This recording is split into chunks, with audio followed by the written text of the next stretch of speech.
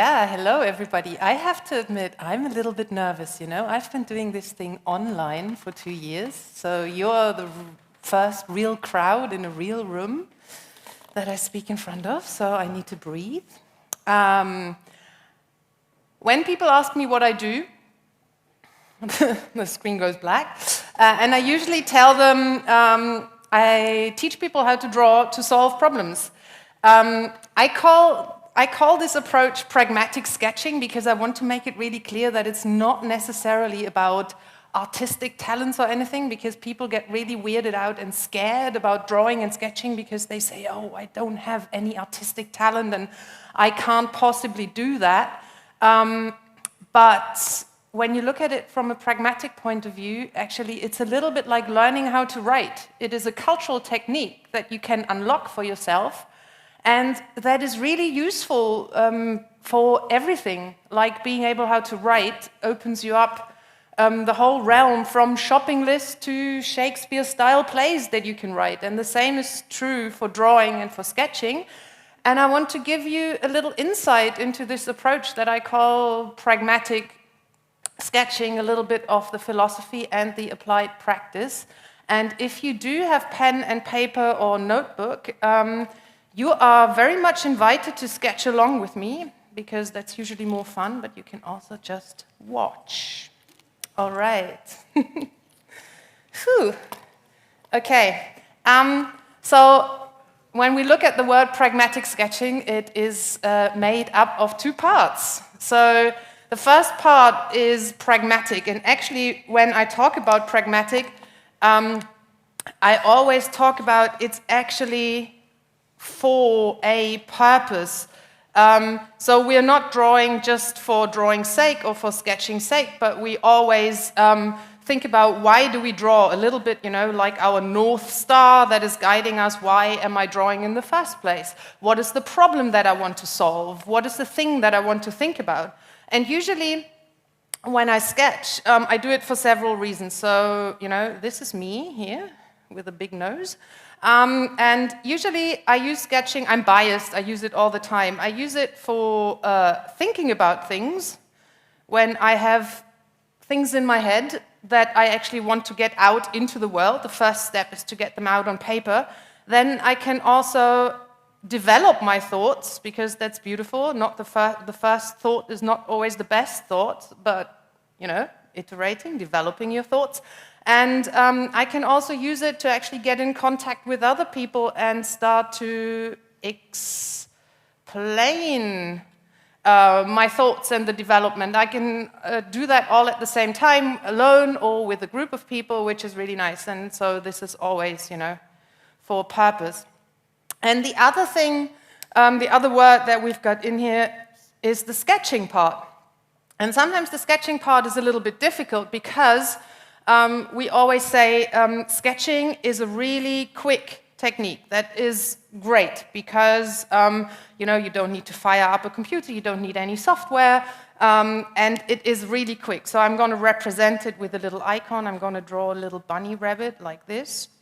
Boom. It's just super quick, going beep, beep, beep, beep, with a little, you know, here's my little bunny rabbit. So the sketching needs to be quick, but on the other hand, I don't know what's going on with my screen, but, you know, little black moments are fine as well. But at the same time, it doesn't only need to be quick, but something that is super important for me that I always harp on about, it also needs to be clear.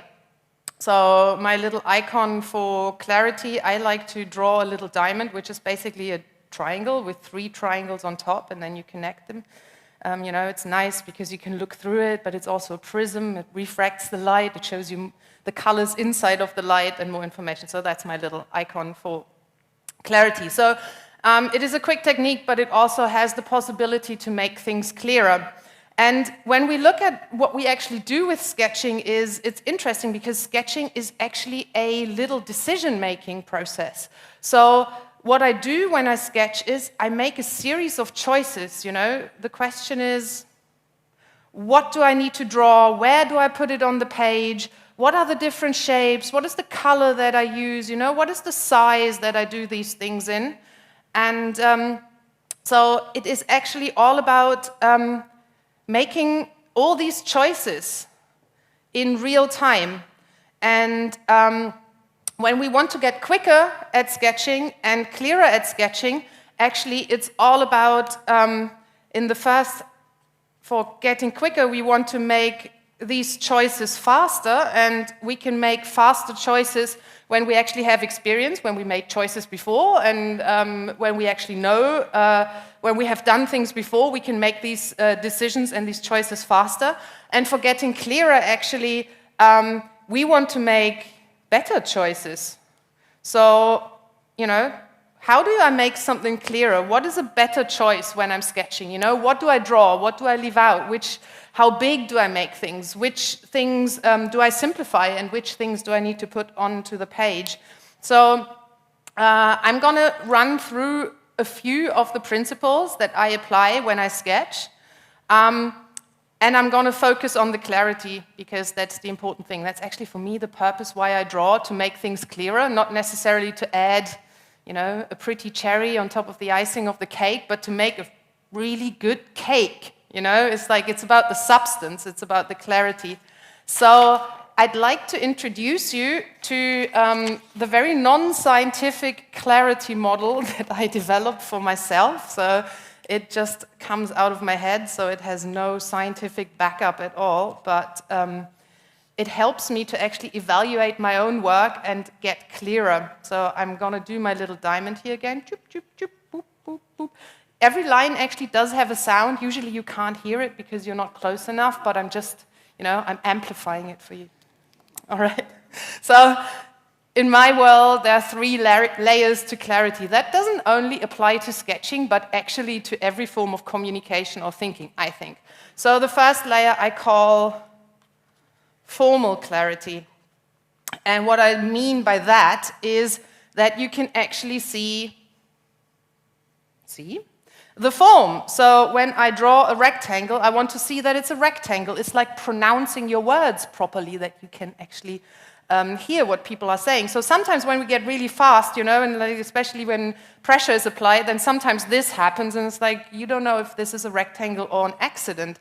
So it is about reducing the visual noise, you know, and enhance the signal-to-noise ratio, so reducing the visual noise, and having, I like to call it clear articulation, like you have in language as well.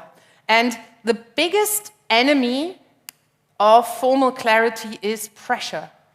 Usually time pressure. You know, when you think, oh, you have to get quick, then all of a sudden, blah, blah, blah, blah, blah, blah, it is gibberish like this. Or if the stakes are high, like if people are watching, like you are watching me now, you know, I have to kind of be really, try hard to keep my formal clarity up. And what you can do to actually enhance the formal clarity, it is just practice. You want to get the formal clarity into your hand, so that you don't have to think about it anymore.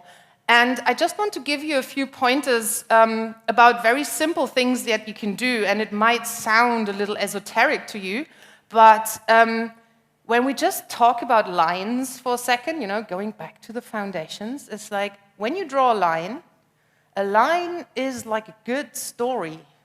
A line actually does have a beginning, it has a middle, and it has an end. And this is not as esoteric as it seems, because when you want to draw a line, you should stay with your awareness from the beginning through the middle to the end, that this line actually stands on the page confidently and clearly. Sometimes when the pressure is high and when the timing pressure gets high, what happens then sometimes is like we're doing this, you know, we start drawing and then we go like, oh yeah, and then this and this and there's like these things, you know, and then blah. And so here you can see, you know, your awareness was with the line in the beginning because you started somewhere roughly the direction you're going in, but by the time you finish, you know, you just shot it into space and your mind is already somewhere different. And this is getting really busy and really noisy and like, you know, it's like somebody who's talking really fast and using a lot of ums and ahs, and it's like, you just get nervous looking at this. like you get nervous when somebody just speaks in a hectic way. So we don't want to do that. We don't want to shoot our lines into space, you know. We want to kind of beginning, middle, and end, and just be with our lines, you know. Take a breath. Also, sketching is not a fast technique because you move your hand incredibly fast around the paper. It is because you're economical with your strokes. You make good choices. That makes you faster. We can take lines and put them together into shapes. And I also suggest to you that when you draw shapes, lift your pen after each stroke when you make a shape. Like that, you have beginning, middle, end, and it's very clear that this is a rectangle. If the corners overlap, that's fine. But sometimes when you get really under pressure, this is now getting really annoying, isn't it? Like this contact thing, I don't know what it is. I'm very sorry about it. Okay, so, you know, sometimes when you're just doing it in one, then it can quickly get like, you know, you're just cutting the corners and doing weird things. So lifting your pen after each stroke is a really good idea to make clear shapes. You can make triangles, you can make rectangles, you can make octagons, you can make any shape, but lifting your pen after each stroke is a good idea. The other thing that I'd like you to encourage is close your shapes. You know, like if the corners overlap, it's okay, but closing this shape actually indicates that this is one shape. Our visual perception is actually amazing. When you read a little bit about visual perception and come across Gestalt theory, which talks about a lot of laws of visual perception, there is actually the law of closure, and that says that actually when we perceive things, we always try to see the simplest shape possible, and although I drew 4 lines here, actually our visual perception closes that for us and actually sees a rectangle because that is, you know, our inbuilt object recognition, blah, blah, blah. But this takes a tiny amount of brain power, you know, that actually takes away from using this brain power for actually solving the problem. So be nice to yourself and to your viewers and close the shapes for them so they don't have to do it with their perception. And also it becomes clear when we draw more than one object and actually layer them, is that we can then use gaps with intention. Because now this gap actually is not just there by accident because I forgot to close it, but actually when I have intentional gaps, I can show that things are layered behind each other. So each choice we're making is actually a conscious choice to make the things clearer and actually be very deliberate about how we communicate. So, and of course, the important thing is keep breathing, you know. If in doubt, slow down when you're drawing because it will make things clearer. So this is formal clarity. It's practice, it's slowing down, it's being intentional with our lines.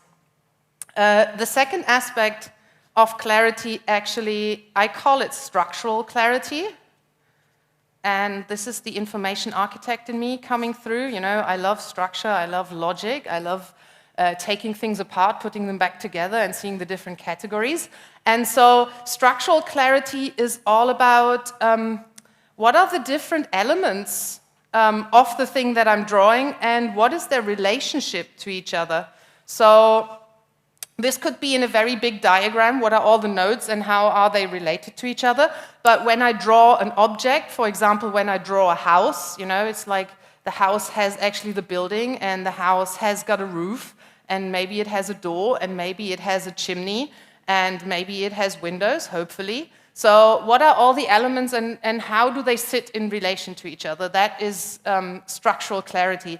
And that's a very different this is a very different question from how do I move my hand across the page.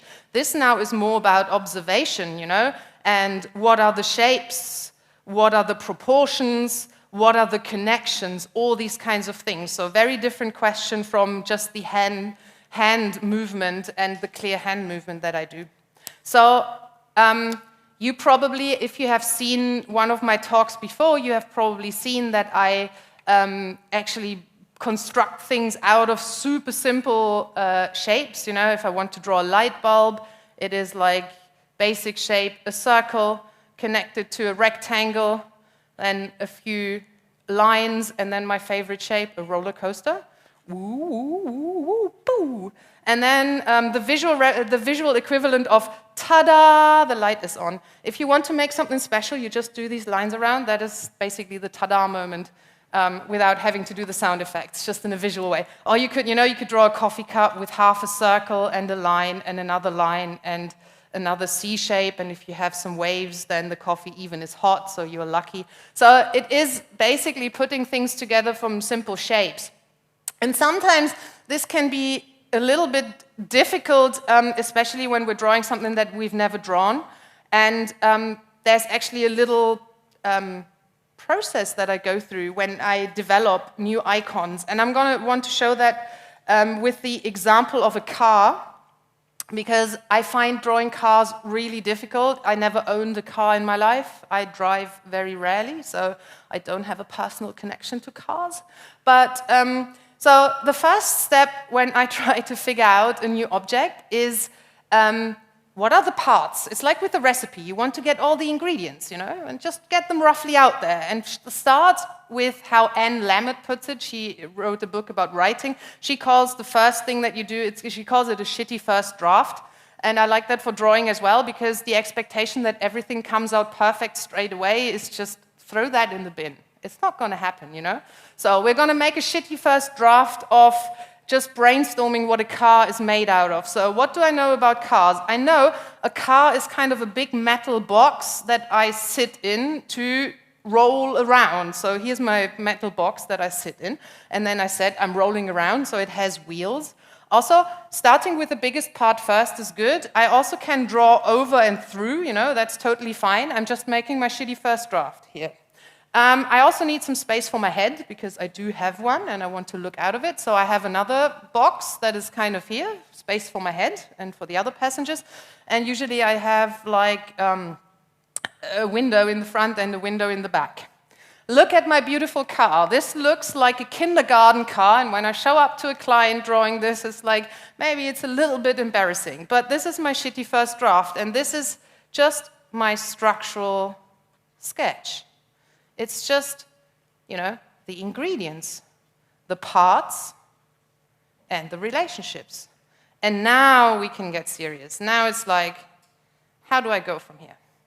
The first thing, when you do a sketch and it looks dodgy, the most important thing that is probably wrong that you want to look at and try out is look at the proportions and fix the proportions, because very often that is what makes a difference. So when I look at this, this is kind of too high. I think it's called chassis. It's kind of too high. And this is, this is not long enough. And so I'm going to fix the proportion. So I'm going to make my car a little bit more slender and longer, And then I put, this is going to be a little bit lower as well. And then I put this in, and then the wheels are also a little bit smaller. And this, when it comes back, ta-da, it looks a little bit less childish, I think. This looks more like a grown-up car. I could then, I could play around with the proportions and think, maybe I make the hood a little bit longer, and I put this thing a little bit more, to the left. I like this version as well, or maybe I do more of a city car, like a Smart or something that is maybe a little bit shorter and a little bit higher. So I can play around with the proportions and find something that I like. I think this middle one is the one that I really like. And now I can get one step more subtle. If that is not quite good enough for me yet, it probably is for me, but if I wanted to get a little bit more subtle, now I can look at refining the shapes. Not everything is a perfect rectangle or a perfect circle. So maybe when I have my car, instead of just being a rectangle, I can taper it a bit. I can make it a little bit thinner in the front than it is in the back. And maybe I could also round the corners a bit. A lot of cars actually, they are not like in the 70s, like boxes anymore, but they actually have rounded shapes. So I can play around with the shapes. and bend them a bit or round the corners and see what happens. And this is actually my next step to refining my sketch. This is already good enough. Or I could angle the sides, you know. And the last step is actually then thinking about, do I want to add some details? There are not many details that I need to add. Maybe I could add some door handles, or I could also start doing different types of cars, you know. Maybe, you know, if it's a taxi, I could just put a taxi sign on top, and there I have a taxi. Or I could now go into, you know, playing around and trying out different details. If what I'm drawing is actually about CO2 and the emission, I might want to add the detail of an exhaust pipe because it's important for the story, and I can then, you know, tell the story of the CO2 and all the other things that come out. So details, depending, you know, we remember, it's always for a purpose. So depending on what your story is and what the purpose is, you decide which details you need. The ones that you don't need, you don't put. So this is my approach for kind of quickly refining something from a very childish version that you might feel uncomfortable sketching in a serious meeting to something relatively quickly getting to something which is totally acceptable to communicate. That was layer 2 of clarity. And we come to the last layer of clarity. You can see there's a space left that I planned here, and that is, I call it, you will see it in a second, conceptual clarity. So if I want to put an icon to that, maybe I just put a thought bubble, because that is all about, you know, the thinking behind what you're communicating. So this is not about how your hand moves and what the shapes and proportions are, but this is all about in what you know, who are you communicating with, and also about what you can listen to other people. So it has a lot to do with knowing and listening to your audience. So the questions here are not what are the elements and relationships, but the questions here are, you know, basically the big question is, what is key? Why am I communicating? Why am I thinking about it? You know, what is my message? Who is my audience? What is the context that I'm actually communicating or thinking that in? You know, what does the audience already know? What don't they know? What do I need to communicate?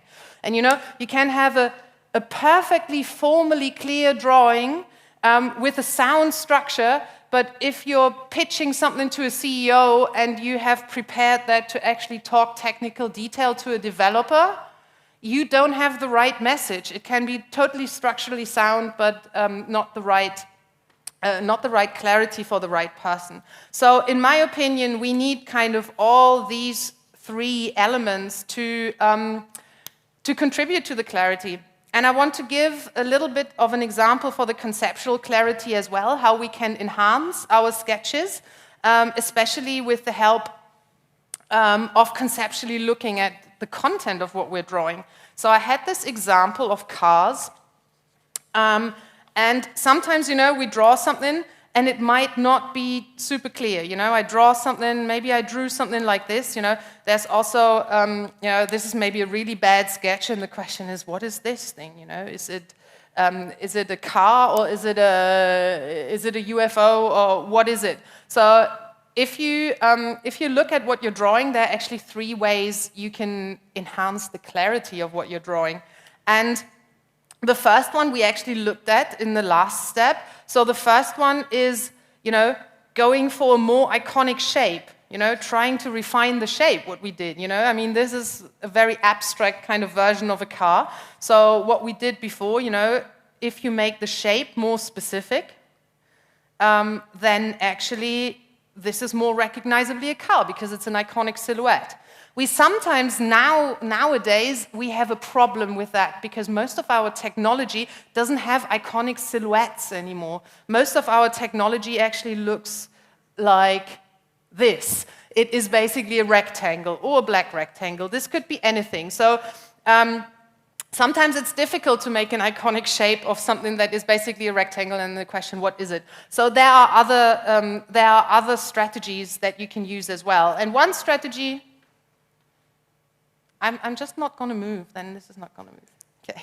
The other strategy is, and this is what we naturally gravitate to, you know, this is like, if in doubt, I'll just add detail, you know. Here I did my shitty sketch of my car, and somebody says, what is this? And it's like, oh, you know, there's the driver in there, and the driver is here, and then it has doors, you know, and the exhaust, and the wheels and stuff like that. And if we, you know, it's like, it's always the thing where it's really hard to stop, you know. You add detail and you think you add more clarity, but you also add a lot of visual noise.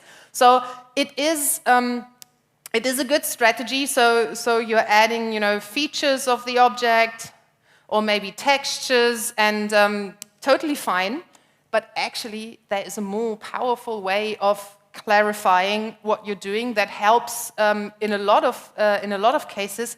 And if adding detail is actually all about, you know, zooming in and getting closer and showing more detailed things about the object, we can also, of course, do the opposite. Zoom out. And that actually, if you translate that to a concept, this is adding context.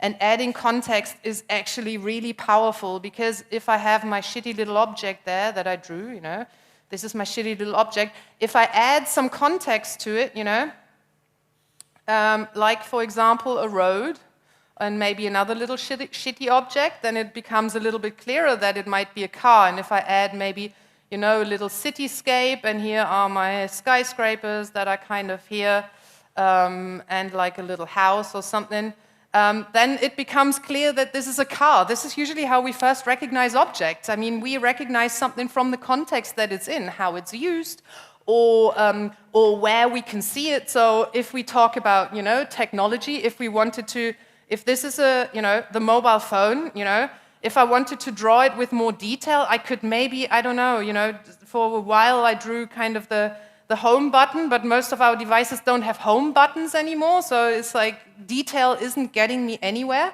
But if I do context and say, well, actually, when I have a mobile phone and I show this rectangle in context, and I actually have, you know, a hand holding the phone in this very iconic way, how I hold a phone, then it's probably clear that this is a phone, because other rectangular objects I would probably hold in a different way. So context is great.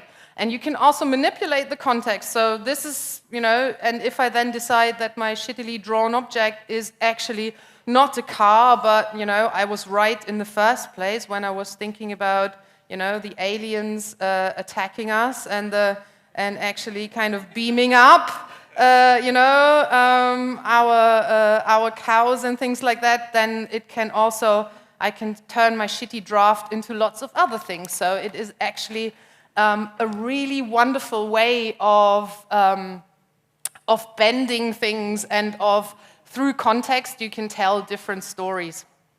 So these are just 3 strategies, and I would encourage you to explore this, because this is very underexplored. Very often we forget it, but it is a super powerful technique to actually up the clarity of what you're drawing, of a concept that you're drawing. And if in doubt, you know, if all of this is kind of still difficult, and if in doubt, then the easiest way of adding context, you know, it is just to add a label.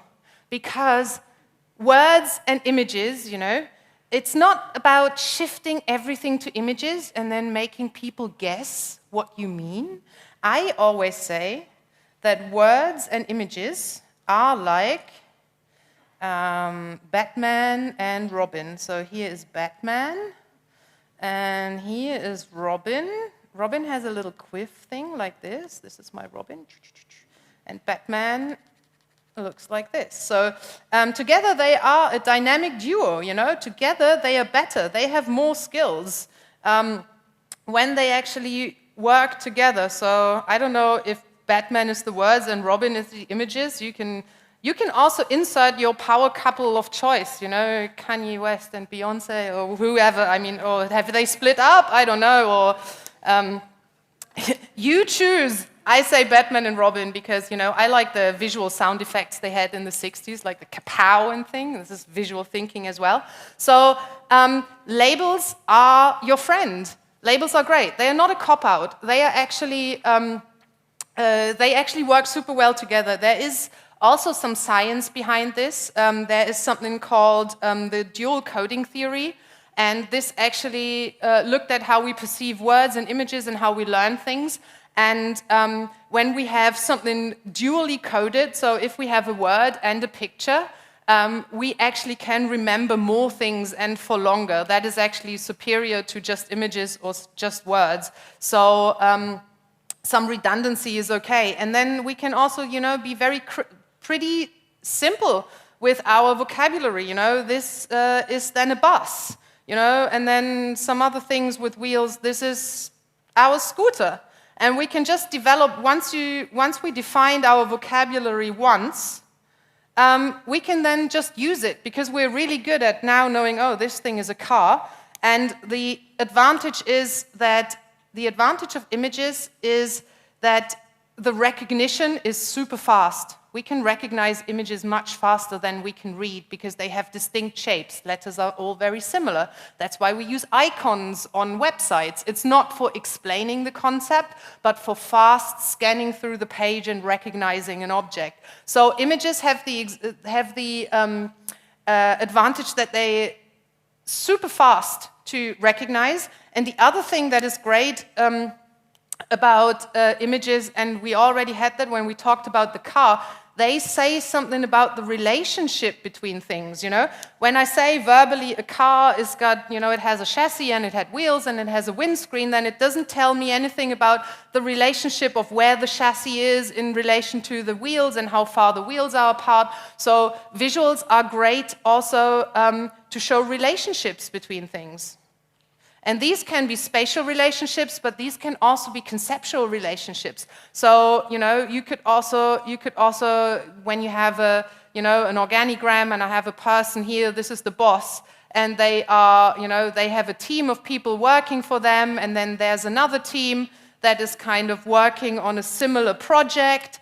Maybe some of these people, they work on the same project, and you can show it spatially. And you can show relationships between things, which are much more complicated to actually say in words, because words are linear and not spatial. So images are great for fast recognition and for showing relationships. And of course, so this was, Robin, very good with that. And Batman also has a purpose. So the words are great to give context, as I said, like this is the fastest way of giving context. Or we could also give this is the context of urban transportation. And I already know which space I am in, and I can recognize these things easier. So words are great for giving context. And the other thing words are great in, and this especially for me as a German, details and precision. So yes, because if you want to know if this car actually fits into the parking gap, you want to know that this car is actually 4 meters 20, and you also want to know that this car is maybe 180 high so that you can fit into the parking garage. And, you can say that, that actually the motor is here and the windscreen is here, so you can use labels to actually precisely add information that you couldn't see, or that wouldn't be worth drawing at this, it wouldn't be worth trying to draw the car exactly at scale, and then when I look at it, I couldn't measure it with my eyes that it's kind of 4 meters 20 long. So words are great to add context and to add precision. So together, images and words are the best friends, I would say, like Batman and Robin, or Beyonce and her partner, whoever that is right now. I'm not up to date. Okay, the last thing that I want to say, like my final tip after we went through this clarity model is draw before you know what you're drawing and what it's gonna look like. And I'm gonna write it down because I find it really important. So draw before you know it. So drawing is actually a tool for generating knowledge through experience, through seeing what you put on the page and then reacting to it and seeing, oh, this is too big, I should make it smaller, or, ooh, something is missing, I should put it on there. So draw before you know. And this can be really scary because, you know, what if you do something wrong and then it turns out to be different? It doesn't matter. So there is a wonderful quote by Otto Eicher, who was a graphic designer who designed typefaces. Some people like them, some people not. But he said something really clever. And he actually said, the making influences the thinking. That sounds pretty much like agile to me. So, you know, you have to make shit in order to generate experience and knowledge about what you're making, and if it's good, and if it's working, or if it's not working. So the sooner you start making, the sooner you will evolve your thinking. And sketching is a very cheap and quick way to start making stuff without coding, without making prototypes, just with you and a piece of paper, or with colleagues and a whiteboard. So I encourage you to do that. And, you know, it's not about, you know, what exactly you're drawing and how exactly. You will figure it out while you're doing it. So some people always think like you have to have it all figured out and then you just draw it, you know, like you put out a perfect piece of art. And I just want to encourage you, start drawing before you know. It will feel uncomfortable, but it's all right. It's like shitty first draft, you know.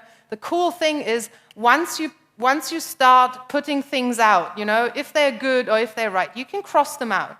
And or people could say, oh, actually, you know, this topic is much bigger. We should make it this big. And actually, there are kind of some side topics that you can add to it. And people can also point to things, which is amazing, because when you speak words, you speak them, and then the words are gone. And the paper is still empty. So if you start making traces on the paper, you build like, you know, an externalized common memory that people can point to, add to, where they feel heard, they can see their ideas, they can see it in relation to other things.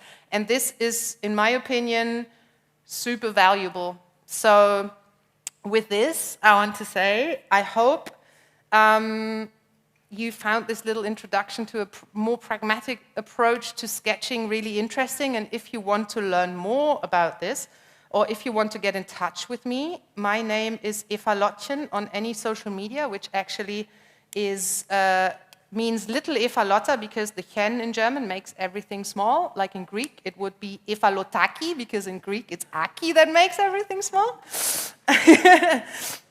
And I also put together like a little website with some resources and a few videos that also talk about this and talk about a few other things in depth, more in depth, that might be interesting for you. You can find it at evalotta.net/btconf.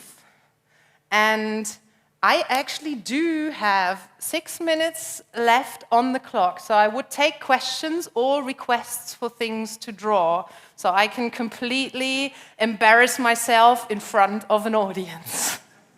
Thank you.